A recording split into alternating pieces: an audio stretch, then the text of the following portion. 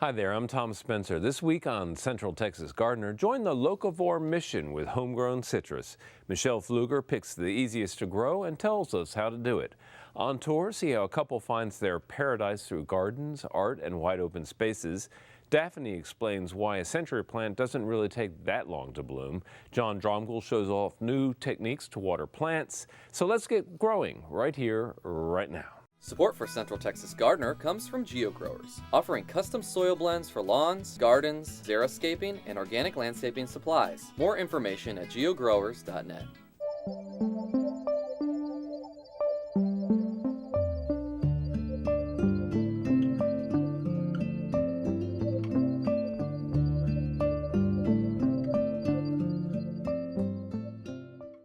When April and Cliff Hendrix moved to Liberty Hill, they wanted wide open spaces and close-up gardens to embrace them and the wildlife. See how they created their paradise with art and innovation. On an acre in Liberty Hill, April and Cliff Hendrix wanted gardens up close, but wide open spaces too, like their backyard view of the San Gabriel River. I wanted the gardening part, absolutely. Plus, we're used to kind of being out away from the city, so I didn't want the restrictions of, what I could or couldn't plant or do to my house. Plus, the stars are pretty nice. Yeah, get to see them at night. April didn't simply draw out a design and call it a day.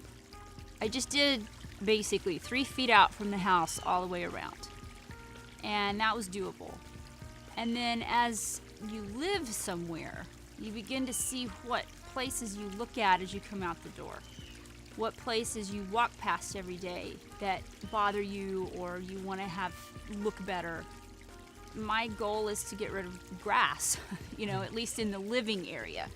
And we have an acre, so we can't get rid of all of it, but to be able to pull the beds out and add to it as I could.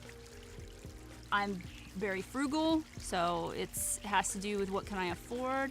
I have a lot of friends who do gardening that I get either pieces of, or I just, they'll give me plants. I have good friends a couple good friends that have died that I still have their plants, and so it makes me think of them. All the rock we had brought in. Friends would dig up, do their own flower beds and get these huge rocks, and then they would say, "You want rocks?" Of course we want rocks. So if we got big rocks brought in, well, then it was like, well, today let's build out this bed.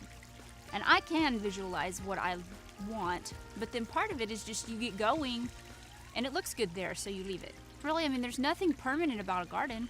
If you don't like it, move it. I like seclusion. I don't, because I'm from the desert, but I don't like the desert. I don't like to see as far as the eye can see. I like to have greenery blocking me, so I naturally go towards that. And if it's something that I don't want to look out at, like across the street or something, then I try to barricade that with natural stuff or keep a barrier of natural stuff. And so then naturally you have walls. And then I also planted certain things around so that it would grow to be that way. So it would be cozy like this. I put this walkway in on either side so there's only one entrance and one exit so that I could plant all the way around. And then it was always with the purpose of looking at the pond. Their 1,200-gallon pond was a move up from their first small plastic kit. The wildlife they love is drawn to it as much as they are. Thanks to the Austin Pond Society, they got passed along water plants and techniques to build it better. The bog was the original pond liner that we had. That was well, we put it back there. We have a pump in the pond that takes the water up into the bottom of it. There's also UV light there to help clean up the water. Then the 8 to 10 inches of pea gravel that's in it acts like a filter. So it filters out all this stuff, the sediment and stuff that's in the main part of the pond. And then the plants that are in the bog actually eat that, the dead, whatever it is that goes through the UV light. And then it filters back down into the pond, so it's cleaner water. In back, they've got a natural water feature when extreme drought doesn't slow it down. Drops to the San Gabriel River. And there may not always be water, but there's always green, there's always animals, and I have to say, rivers are at my heart. For a comfy place to gather with friends, April's dad had the answer. My dad was awesome. He came and built a 20-foot deck off the back because it just screamed for a deck. I mean, it's overlooking the river. We like to cook outside. And so he came one year, and we spent like a week together building it. April's an artist who gives every spot its own personality. Her homemade pottery dishes took a design cue from her garden. To dress up a plain concrete table, she gave it a new look for their pondside dining room. She had some friends draw the koi, and she just outlined it, and she did the mosaic, all that on her own. It's fun. It's like color by number, paint by number. It's really easy. Friends came on board to help when they scavenged 650 feet of picket fence a subdivision was replacing. After pressure washing and removing nails, April and Cliff installed their new siding over radiant barrier. I liked my house to fade into the natural environment, so I picked a kind of a greenish stain, which when it soaked into the wood, it just almost made it neutral. Friends often just come to hang out for conversation and discovery in a garden that reflects its land and the personalities of its caretakers, who value wonder more than a mowed lawn. That's not us. We like everything to be different. I'm eclectic. Everybody knows it. I don't like the same. I mean, to me, it gets boring. And, you know, we've never planted grass here. We have native grass that we'll mow in the dog yard.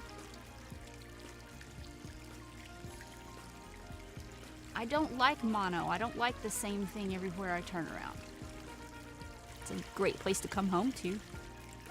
It is relaxing after a long day of work, being able to enjoy sitting by the pond or just, sitting out back and looking down in the riverbed, because that's where you want to relax, is here at your own home. We felt like the earth should have been a paradise to start with, and so we're just going to do our own little part. Thanks so much for sharing your garden with us. And now we're going to be talking about growing citrus here in Central Texas.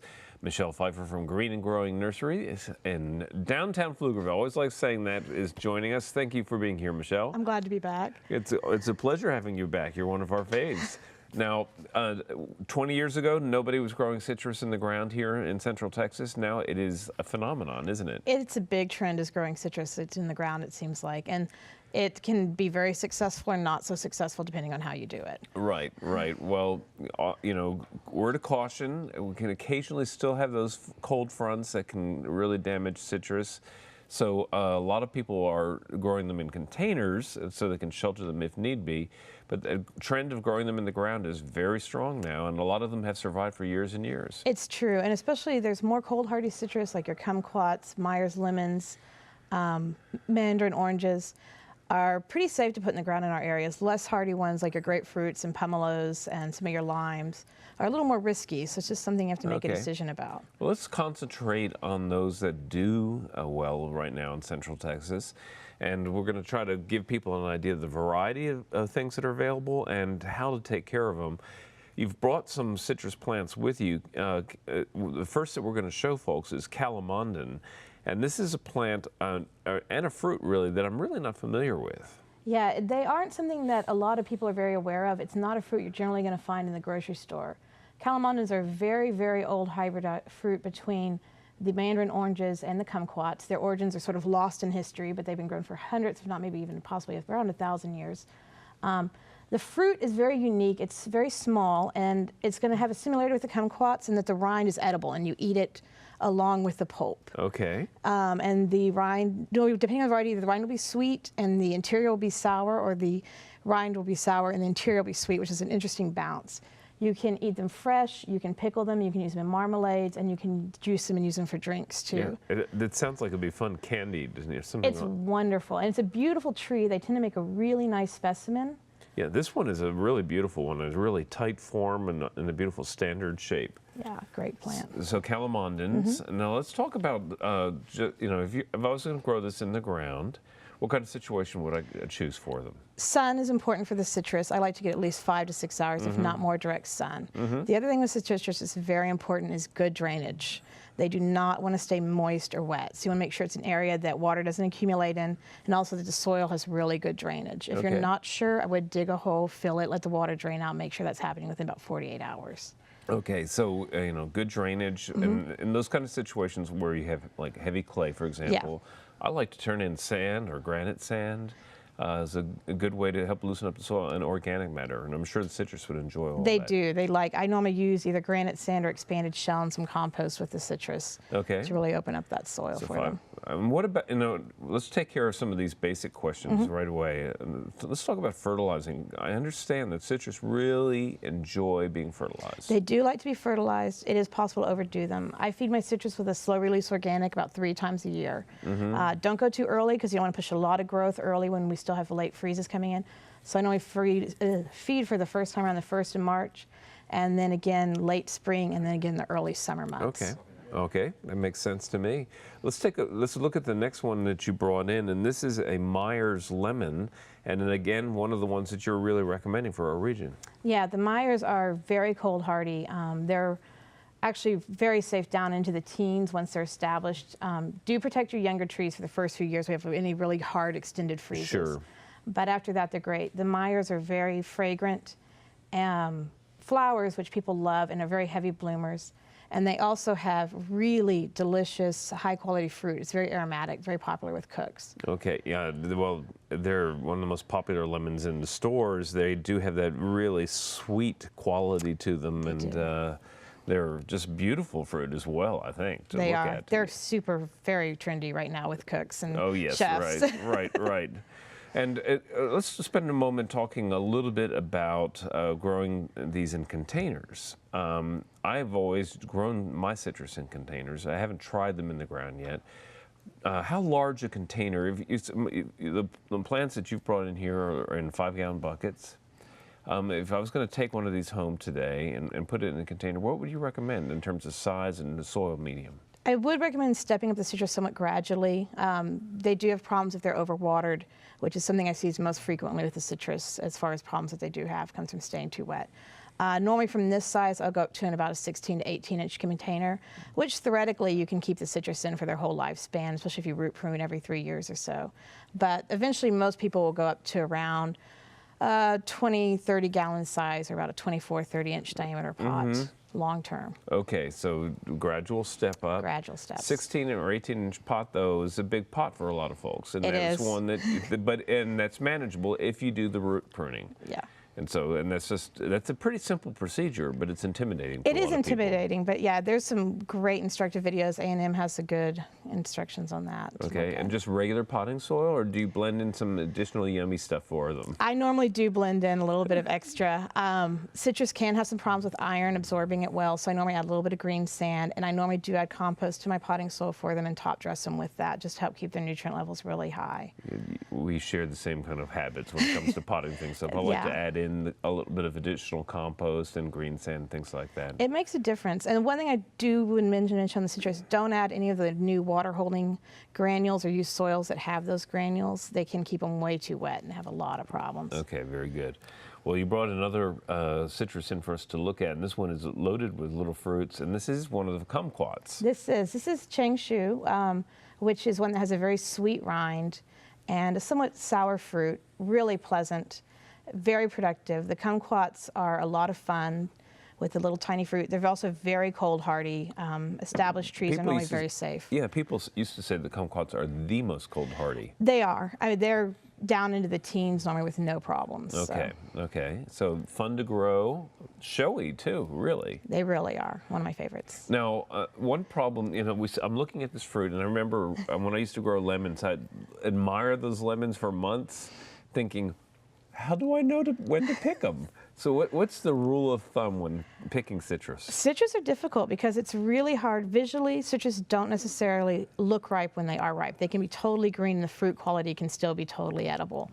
So one thing, it's probably going to be at least 6 months from flowering to being ripe. So patience is key. Right. After that, it actually is a little bit of trial and error. You kind of have to sample a few and see when they're ripe, and that's about the only way to tell. But normally once they have ripen, they can stay on the tree and they'll continue to color up. So it's normally about, from the time that they're ready to eat to ripening, about 2 months on the tree where you'll be able to pick fruit pretty steadily. Okay. Now, I never know if I'm saying this right. Kaffir lime? I hear it different ways. I'm not 100% sure. Okay. I've heard, kaffir is what a lot of people, right. is what I hear a lot. That's what it looks like. That's what it looks like. I'm not 100% on that one, but it's one of my favorite citrus. Okay. Unusual, and that as most of us know here in Austin who love Thai food. Exactly. The foliage is the key thing of this one. It's used as we would use a bay leaf to infuse your food with flavor. Right, used in almost all the Thai soups. And it is just one of the real pleasures of having this in the garden is, and I used to have a large container specimen, just breaking off a leaf and when you're taking your morning walk in the garden and having it with you, it genuinely a great pleasure. It has a delicious aroma. It does. It's one of those things that it really is just a treat every time you get to be around them in the yard. They just smell phenomenal. Now this one gets a little bit big, doesn't it? It's big and it's rangy. Right, it kind of reaches out and wants to grab you. It wants to go everywhere. So this is not going to maybe suit people who want their trees very tight and tidy. Right. But if you like authentic Thai and Southeast Asian cooking, if you just love aromatics, if you like something unusual, it's a cool one to grow. Right. And it's very easy and very vigorous. And cold hardy too. Right? Pretty cold hardy, yeah. I mean, I would definitely protect them from colder temperatures, but they can take a lot of our light snaps without any issue. Yeah, and I had one in a container for years and years and years, never brought it inside. Yeah. Just kind of dragged it up against the house. Seemed to do just fine. Most of my citrus if they're not in the ground, spend the winter up against the east side of the house, and they're fine. Yeah. Now let's talk about some other basics. Insects can be an issue on citrus. I think of aphids real early in the year sometimes. But then there are also some caterpillars. But some of those caterpillars are good guys, right? Yeah, the caterpillar we most commonly see is a giant swallowtail. And it has a very distinctive larva. It looks like a bird dropping. And I normally leave them on my citrus. They do cause a lot of cosmetic damage, but my citrus recover really well. And it's an absolutely gorgeous butterfly and really unique larval stage, so I like it. Yeah. Who wants to mess with something that looks like bird droppings, right? You really don't. Clearly it's meant to be there. Right. Okay. Well, and with the aphids, just easy to just wash them off with water, really. I really prefer to. Also because it's normally when they're blooming, and I don't want to damage my bee populations that are coming in. So I normally just rinse them off or just leave them alone, let the ladybugs come in. Well, Michelle, our time is up. You have done a terrific job of introducing us to growing citrus here in Central Texas. Some really cool plants and lots of good tips. Thanks so much. All right, thanks. Well, have a great spring out at Green and Growing in Pflugerville. And coming up next is our friend Daphne. Hi, I'm Daphne Richards, and this is Augie. Our question this week comes from our Facebook page and is about century plants. Does it really take them 100 years to bloom? This simple question has a very simple answer. No. Okay, a little more detail. Century plants do take a very long time to bloom, but it's far less than a century. It's more like a decade or two, and usually somewhere between 10 and 30 years. Unlike most plants, which you probably want to bloom immediately and year after year, this is one that you want to wait as long as possible to bloom, since once it does, the main plant will die. And while there are few things more beautiful than a century plant in bloom, there are a few things uglier than a dead one. As soon as the century plants and other agaves around town start blooming, I get inundated with calls from frantic people who know enough about agaves to panic at the first sight of its delicate little floral bud.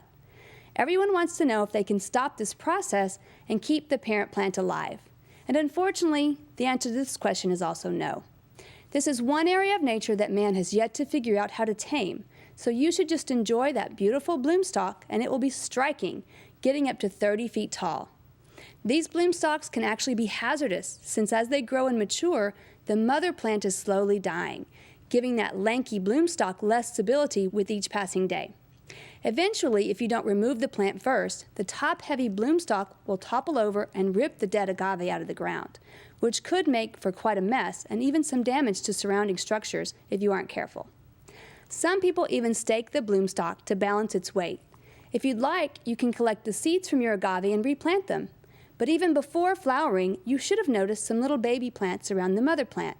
These plantlets are basically little clones and can be dug up and planted in other areas of your landscape or placed in containers so that you'll have a replacement for that spot when the original plant dies. Since we had such a great agave question this week, we chose to make agaves our plants of the week. There are many great species to choose from, especially as more people begin to look for low water requiring plants in our continued drought. Like the century plant, most agaves take a while to bloom. They're also monocarpic, meaning that they die after blooming.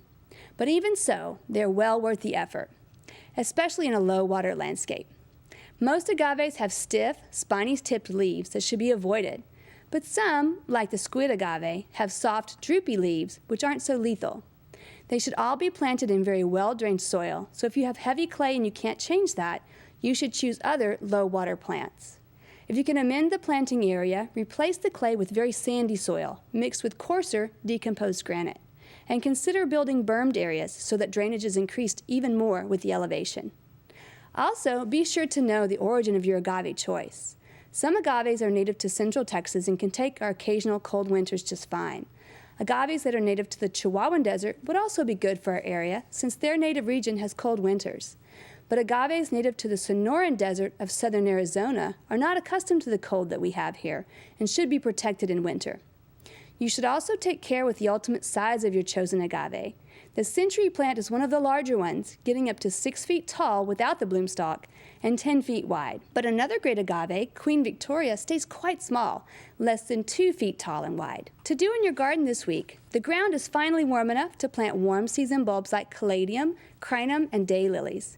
And if you have any warm season bulbs in the ground, now's also a great time to divide and transplant them. We'd love to hear from you, so please visit klru.org/ctg to send us your questions or plants of the week from your garden. Thanks, Daphne. Now let's check in with John Dromgoole for Backyard Basics. Hello, gardening friends. Welcome to Backyard Basics. I'm John Dromgoole. Well, watering is getting pretty tough these days. You know, we're kind of using a lot of water in the garden, and we're looking for ways to conserve it and do it the best way we can. Traditionally, we've used a water can or a drip system, and we're watering from above that way, but we're trying to get the roots go down deep so that they can just get down there where the water really is and the nutrients really are. And using the water can to do that doesn't work very well. It takes a lot of water to get it down there. So there are ways, some ancient ways actually, of doing this. There's techniques that have been practiced by the Chinese for 4,000 years, and other parts of the area, especially Northern Africa, does this too. And so so the watering can is still useful to you, especially when you put seedlings in, because they're up in the surface. And so you use that at first. And then you might try something like this. This is that ancient watering technique that I was talking about. This is an olla. It's spelled O-L-L-A. And this thing, when buried, let me show you how you do this. You dig a hole for it, and then you can begin to just get it down to where the neck is above the soil line. So a nice hole buried into the good soil, and then leave this up there. The soil is then brought back around it, very nice, tamp it in a bit, keep it kind of tamped in around the device, and then you use your water can again. You go ahead and pour some water down into this thing and fill it up, get it way up here, and it will seep into the soil very, very slowly. At some point, the roots of the different plants around you will make their way over to this. Usually from the center, it's about 18 inches out that the water will, or the plants can be placed. Not much further than that, because the water's not going to move that far at first. And so the same thing is done over here. And this is a unique system because as the water makes its way out of here, the plant roots sense it. And so they come on over here to the area where the water is. And you know, they will surround it with roots, just all around it, and take advantage of this water. And it takes it nice and deep into the soil. You can imagine trying to water that deep with a water can or even the hose. It's just not going to go down there. And what we want is those roots to go nice and deep into the soil. Lots of plants can be used, but seedlings need to be watered at first, and then you're on your way. It's a beautiful device right here. They're not fired very hard. They are kind of moderately fired so that it's still very porous, so the water makes its way out easily. Doesn't evaporate that much either like it does on the surface. Here's another one right here. This is a small one. You might use it in a container. Let's say a whiskey barrel or a large pot. This is a good way to do that also. Now you would put a little cork in that, or maybe a fine stone that fits in there that looks nice, and once again you bury it up to about right here and you keep the water in there and it seeps out very, very nicely. I like these devices. They're ancient but very effective. Another one, though, is for your container plants. And if you're going out of town for a few days, you want to make sure that they get watered. You don't have to have anybody come over and water them for you. They'll take care of themselves. And that's a plant nanny. And it's a good way to recycle plastic. So you take these water bottles that are available everywhere, and you have this little clay device that goes down into the soil line of the container plant, and then this goes right on top of it. You put your water in it, and then that sits right on top of it, and there you have a way to water over the few days that you're gone. Air gets back in there through this little hole, so you don't have to worry about it stopping from going down into the soil. So there you have it. Some nice ways of making your way through the drought and continuing to garden out there without wasting a lot of water. For Backyard Basics, I'm John Dromgoole. I'll see you next time. Find out more at klru.org/CTG and check us out on Facebook. Next week, get a preview of the Wildflower Center's annual Homes Tour. Until then, I'll see you in the garden. To learn about today's program, watch online and follow CTG's blog. Check out klru.org/CTG.